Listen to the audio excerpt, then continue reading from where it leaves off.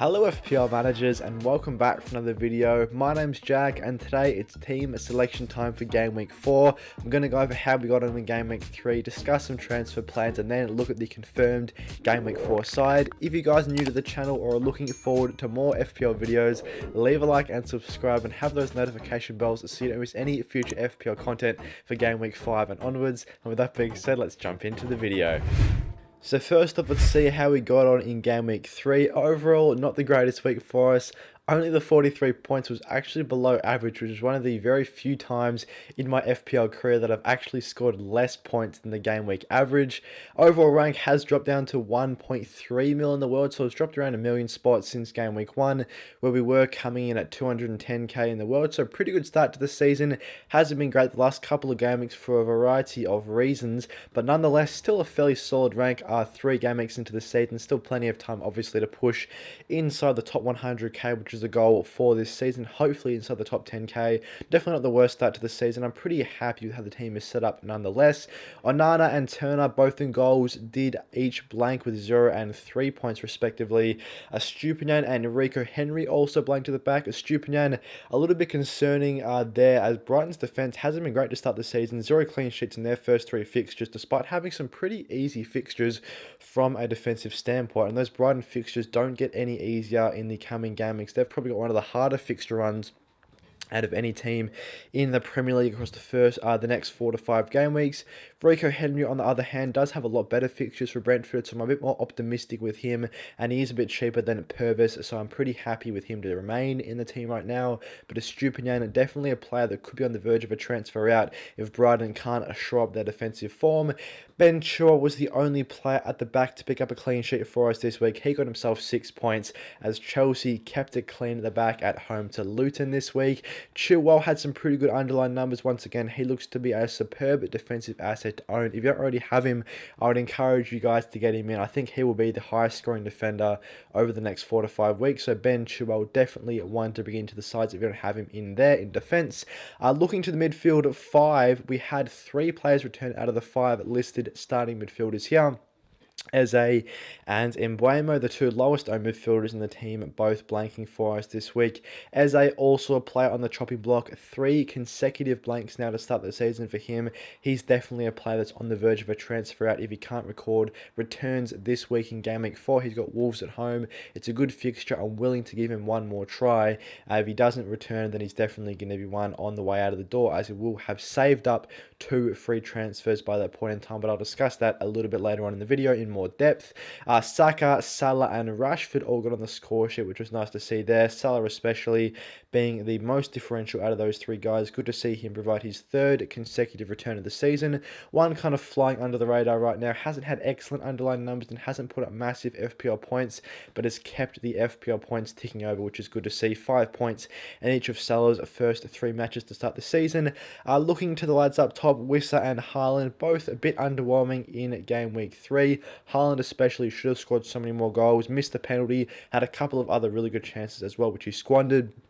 Very unlike Haaland performance in game week 3 against a pretty good opponent of Sheffield United. It was actually interesting to see that this was the week where Haaland was captained or triple captained the most in history of his time in FPL. So that was an interesting stat there. Couldn't provide a massive amount of points, just a 4, doubled up to 8 this week. So as we touched on, 43 points for game week 3, not the greatest score. We've seen a pretty significant red arrow, but I'm pretty happy with the fixtures for the team in game week 4. So hopefully we can bounce back. Before we do have a look at the game week 4 team though, let's discuss our transfers that we've locked in for the upcoming game week. So in terms of transfers for us coming into game week 4, we've decided not to make any this week. We're going to roll the transfer. We currently have 1 free transfer available. So coming into game week 5, by rolling this transfer, it allows us to make 2 free transfers, which is definitely something that I'm going to need to do if I want to make an Eze upgrade to a quality midfielder. As you can see here, only 0.3 mil left in the bank. Eze's priced at 6.4 mil right now. That only gives him me a maximum of 6.7 to afford a midfield replacement for Eze, which is is enough to get Diaby, who was a player that was on my wish list, and also Matoma as well, two potential options I could bring in for Eze. But I want to go for either Maddison or Fernandez, and by having two free transfers, it allows me to make a downgrade elsewhere in the squad, whether that's Rashford getting downgraded or maybe even Salah getting downgraded as well, to be able to afford that Eze upgrade to either Maddison or Fernandez, as those are two midfielders that have put up really good underlying numbers to start the season and both have some good fixtures coming up. So those are the ultimate goals in terms of midfield transfer targets right now. I'll be willing to spend the extra 1 to 2 mil and get a Maddison or a Fernandez over the likes of Diaby or Matoma. Matoma has made a good start to the season, to be fair, but as I touched on with Estupinian earlier on in the video, Brighton's fixtures aren't great. Diaby does have the fixtures, but his underlying numbers aren't quite as good as Maddison and Fernandez, and I do think Maddison and Fernandez will be more reliable and consistent FPL point scorers across the season, so that's why I want to go for those guys. So definitely the plan is this week, roll the transfer, save up 2 free transfers for Game Week 5, make a downgrade of either Rashford or Salah down to another midfielder, or potentially someone else in the team, and to afford the upgrade of Eze to either Maddison or Fernandez.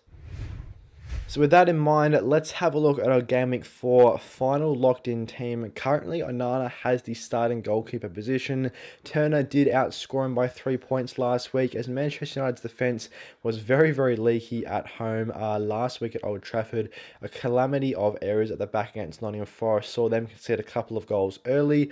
Onana does have Arsenal away. It's a pretty difficult fixture. Turner also has a pretty tricky one against Chelsea away. I could argue that Onana has the harder fixture this week, but I just think I'm going to have him in starting just because Manchester United's defence is stronger than Nottingham Forest, so I'm happy with Onana starting right now. Obviously not the most ideal fixture for him, but he's going to be the starting keeper this week. Looking at the back three, Estupinian, Henry and Chilwell all have fixtures at home, so hopefully they can keep it clean at the back this week.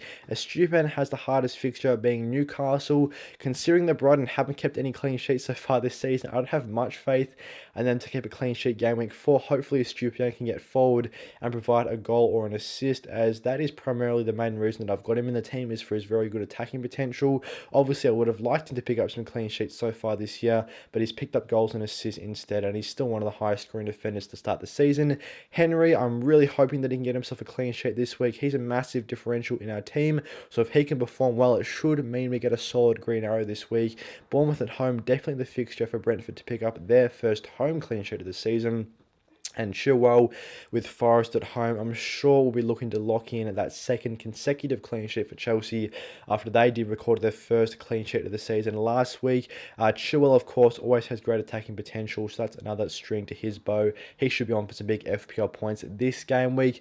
Moving on to the midfield 5, it is an unchanged midfield 5 as it stands.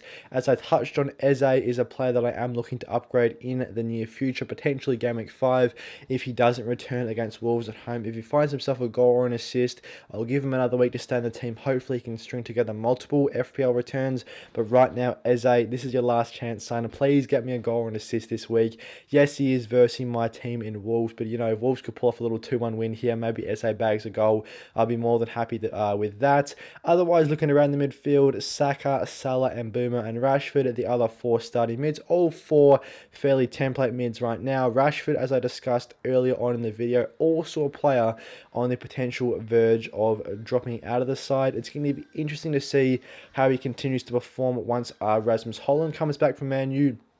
We saw him in his first game. Finally, I've been screaming for him to be playing on the wing this season. He finally pushed out onto the wing last week and picked up his first FPL returns of the season. Got himself a couple of assists, which was good to see from his perspective. I think when he's playing in striker, he just doesn't get as many goals or assists. He just doesn't seem to suit as well in that position. So seeing him on the wing is a lot more dangerous, gets a lot more isolation with his defender. Seems to prefer that a lot better than having his back to goal playing up top. So I think if Holland can come in, or Martial maintains that striker role, allows Rashford to play on the wing, he'll be on for some returns, even though it's a difficult fixture of Arsenal away. We saw him be so good on the wing last season for Man U. Hopefully he can stay out wide in this role, and he should continue ticking over the FPL points, but he's one, if he doesn't pick up those FPL returns and pick up the consistency in returns, could be on the verge of a transfer out. Mo Salah, of course, he has continued to tick over the FPL points, but one that hasn't scored as many as I would have liked so far this season, given his price tag at £12.5 million, 15 points across the first 3 weeks. Definitely not the worst FPL output by any means, but of course, when you're paying that type of money for a player, you want those big double-digit returns week in, week out. So Salah, this is another good chance for him to provide returns. Aston Villa at home, a very, very good fixture from an attacking perspective. Salah, traditionally very strong at Anfield. Hopefully can convert his chances this week. He's also a player that I could look to downgrade to make the Eze upgrade, as of course, yes, Salah's been ticking over those FPL returns, but he's taken up a lot of the budget right now at 12.5 mil, and I could afford a really quality upgrade in midfield for Eberechi Eze by dropping Mo Salah down. I could go Salah down to Fernandez, Eze up to Maddison. That way I have both my midfield transfer targets covered for, as Maddison and Fernandez are 2 players that I am looking to bring in, so it could definitely be a potential move that I look to make coming into Game Week 5. But hopefully, whilst Salah and Eze are still on the team, they can continue to provide FPL points returns. And looking to the lads up top, Wissa and Haaland, currently the front 2 right now. I am considering switching to a front 3, as there are a couple of other decent mid-price forwards in FPL right now. Watkins is pretty good there at 8 mil. Alvarez continues to suffer. Man City so unlucky not to return last week away to Sheffield United. Won the penalty for Haaland, which he missed. Had a couple of good chances himself. Also provided a couple of other good chances to Haaland outside of winning the penalty. Haaland couldn't take any of these chances either, so Alvarez definitely should have had himself some goals and assists away to Sheffield. He's looking incredibly dangerous, keeps getting those starting minutes for Man City, so he's also a potential transfer target. But for now, I'm happy with Wissa there. He's got Bournemouth at home this week, a really good fixture. Hopefully he can return to his scoring ways after blanking Game Week 3. And at the bench, it's Turner, Kabore, Baldock and Mabama. A fairly weak bench right now, but I don't think the bench is as important this year, considering that there aren't many great 4.5 options in the midfield slot or forward slot. Saying that, Semenyo has been a consistent starting 4.5 player for Bournemouth this season. Honestly looks like one of the best players this year. His dribbling with driving with the ball with his feet is so powerful. Reminds me of Adama Traore when he was playing at Wolves. He's a very, very powerful dribbler. Picked himself up a goal against Liverpool as well. So I think he's a really exciting prospect for Bournemouth. At 4.5, he's an absolute steal right now. Otherwise, Kabore and Baldock, my current mid-priced or minimum price players that are starting. I'm happy having Kabore first bench position. I don't think I'm going to need to use either of these 2 players this week, as most of the fixtures are strong for the players in my side. Of course, if there's any injuries and stuff, I'm happy that Kabore and Baldock can both come in, as they both have pretty solid fixtures this week. And that, yes, they're not part of the strongest defences, but they're always a chance of picking up a sneaky clean sheet with West Ham and Everton both at home being their respective opponents. Otherwise, that is pretty much how the team is set up for Game Week 4. 108 mil squad value with 0.3 left in the bank. We're going to roll the transfer this week, have 2 free transfers coming into Game Week 5, and hope to look to make some big moves for the rest of the season.